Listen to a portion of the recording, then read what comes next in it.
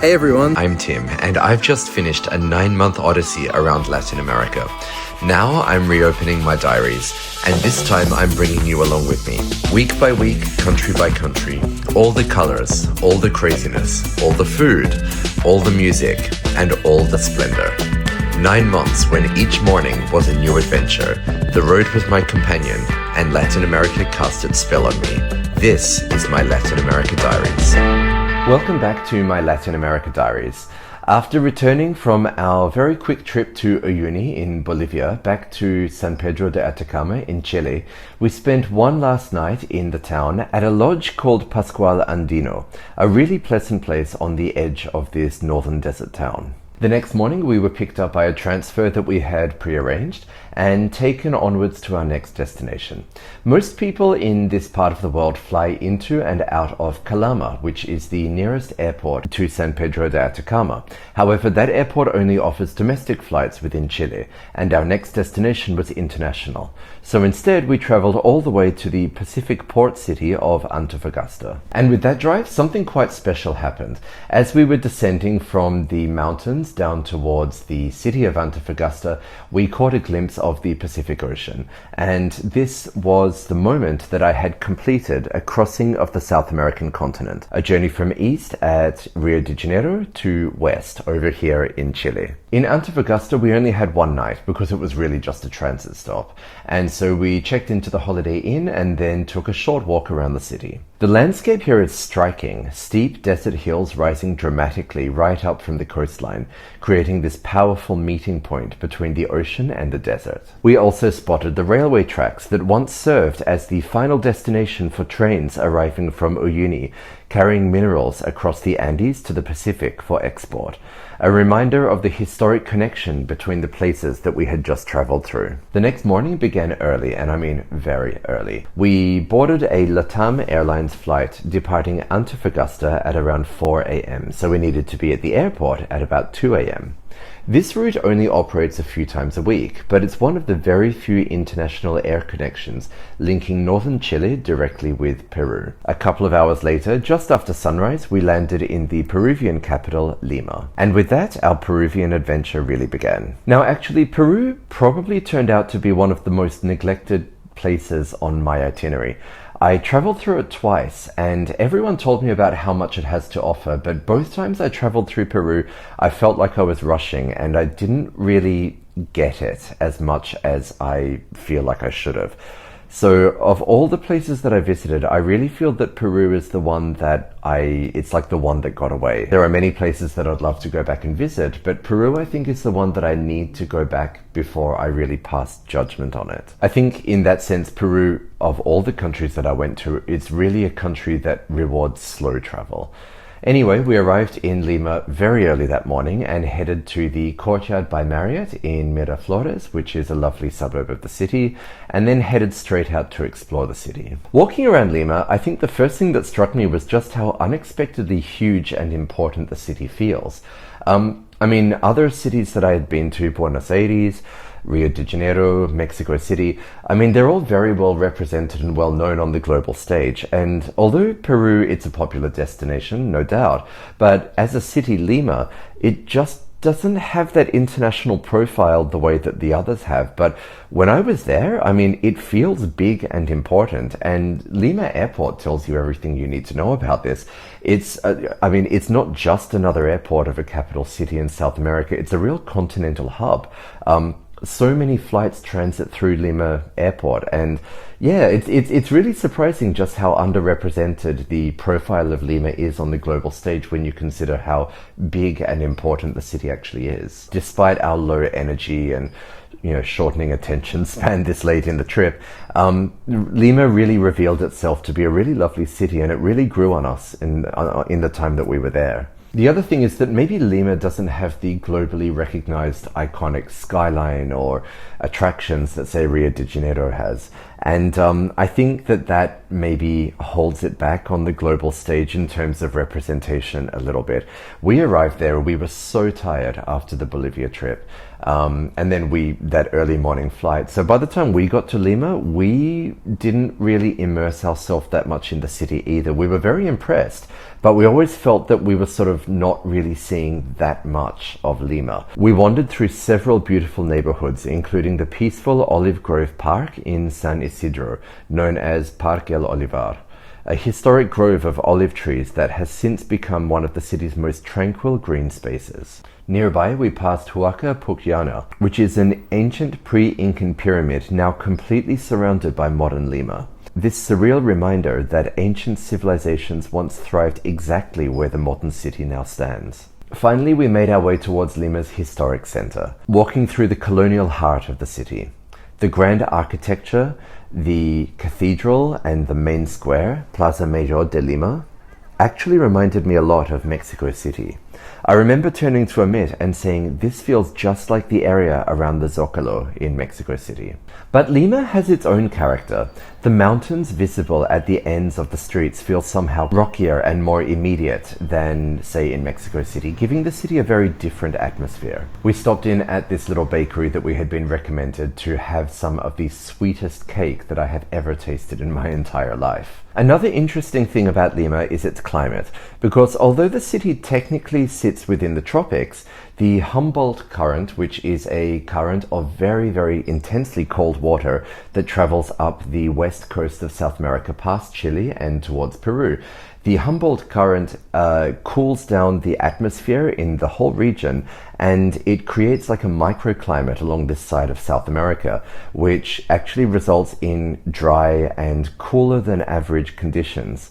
And it's more like a desert, but like a cool desert climate rather than tropical. And the city's often covered in like this sea fog known as garua.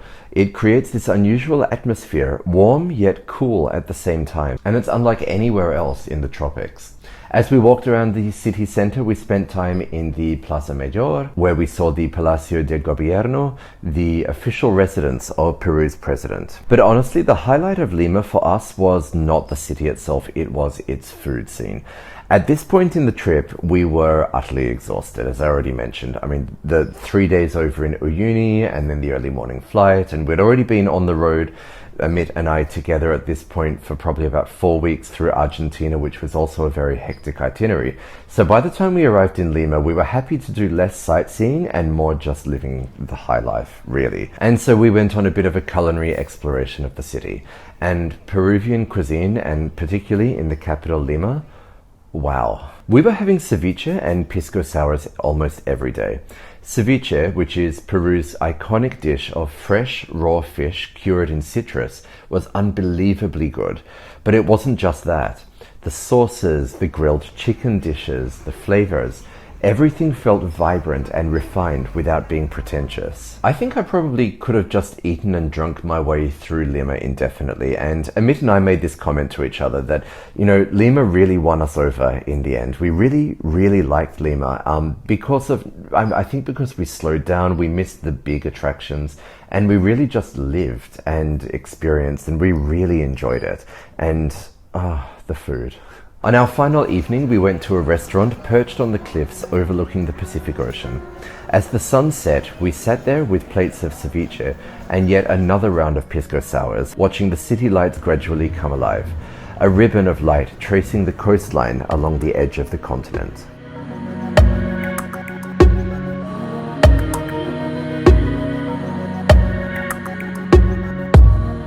The next morning we were back at Lima airport and boarding another LATAM flight, this time to Cusco. Not Peru's second biggest city, but it's probably its second most famous thanks to its extraordinary Incan heritage in the Andes. Lima airport that morning was absolute chaos. There were multiple flights listed at different gates, there were people everywhere, people running everywhere, it was overcrowded. I did find out that actually a couple of weeks after we left Peru, a new airport terminal opened up at Lima airport, and thank God God for that, because it was sorely needed. That previous airport terminal that we visited certainly was not fit for the volume of passengers that it was handling. Anyway, soon enough we were airborne and we were on our way to Cusco.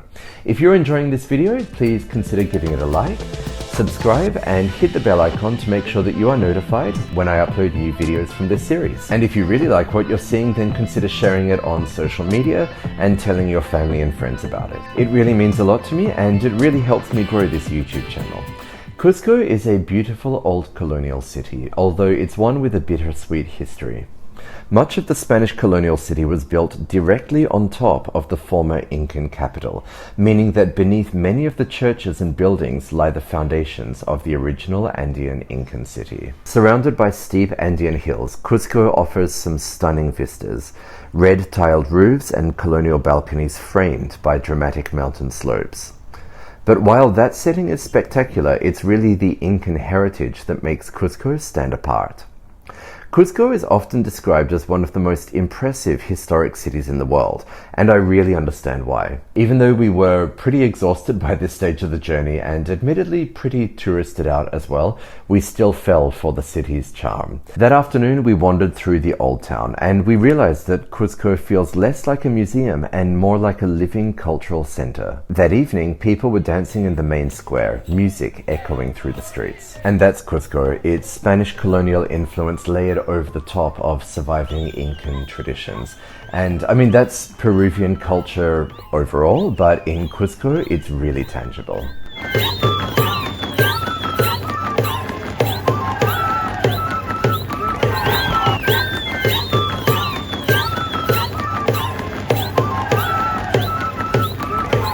That night we went out for dinner at a restaurant where we sampled traditional Andean cuisine. Many dishes were soup-based, hearty and warming, perfect for the altitude, and completely different from anything I'd tasted elsewhere in South America. How is it? Oh, it's so good. It's good, yeah. The next morning we set out on a self-guided walking tour of the city. We began at Coricancha, once the most important temple of the Incan Empire, the Temple of the Sun, whose remaining stone foundations now sit beneath the Spanish-built Santo Domingo convent. Standing there, you really see the layers of history stacked on top of each other. From there, we began walking or scrambling through Cusco's maze of laneways, and Cusco really is a city of laneways, towards the city's central square. The Plaza Mayor de Cusco is framed by magnificent churches, including the Templo de la Compañía de Jesús, one of the grandest colonial structures in the city. And purely by chance, we arrived just as a local wedding was taking place, with celebrations spilling into the square.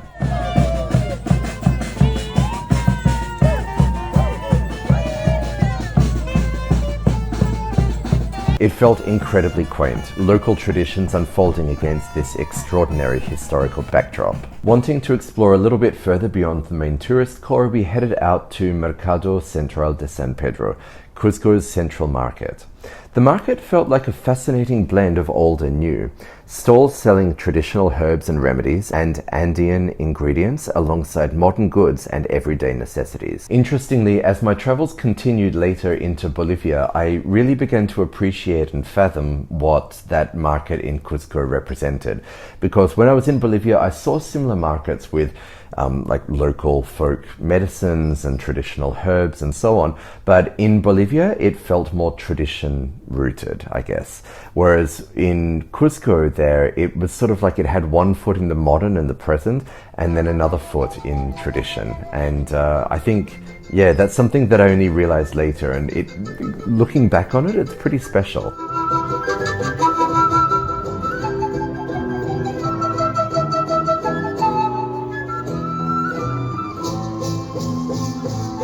Somewhere along one of the side streets near the square, I bought my Peru travel charm, a small condor, which is one of Peru's national symbols. The charm cost too much, but the lady who sold it to me was very friendly, and I was happy to pay the price even if the price wasn't right. Back in the main square, we stumbled across yet another procession. Dancers in elaborate costumes moving through the plaza, accompanied by traditional music.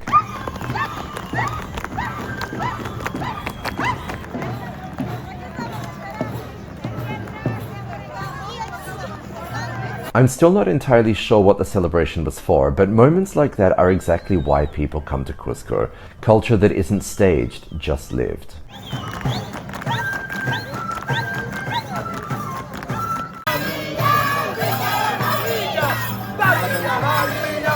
Later, Amit and I climbed up the hills surrounding the city, wandering through residential streets, peeking into small art galleries, sampling snacks from local vendors, and listening to buskers playing traditional music.